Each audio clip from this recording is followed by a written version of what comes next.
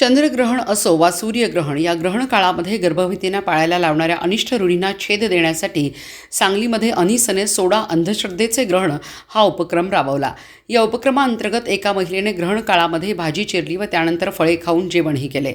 ग्रहण काळामध्ये गर्भवती महिलेने भाजी चिरली तर बाळाचे ओठ फाटतात या पिढ्यानपिढ्या चालत आलेल्या भ्रामक कल्पनेला सांगलीतील चांदणी प्रफुल्ल थोरात या गर्भवती महिलेने आज छेद दिला।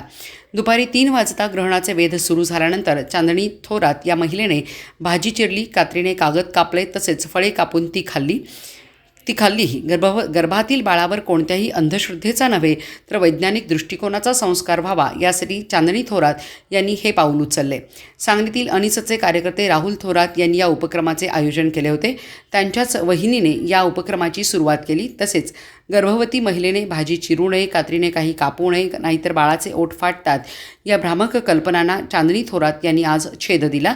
या उपक्रमाचे सर्वत्र कौतुक होत आहे। ग्रहण ही एक खगोलीय घटना आहे। आज भारतामध्ये चंद्रग्रहण सुरू आहे।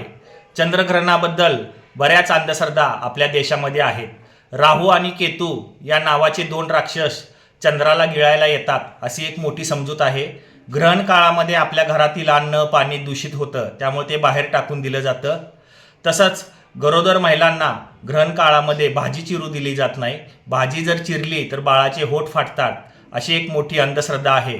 ही अंधश्रद्धा दूर करण्यासाठी आज महाराष्ट्र अंधश्रद्धा निर्मूलन समितीने सोडा अंधश्रद्धेचे ग्रहण हा उपक्रम राबवला।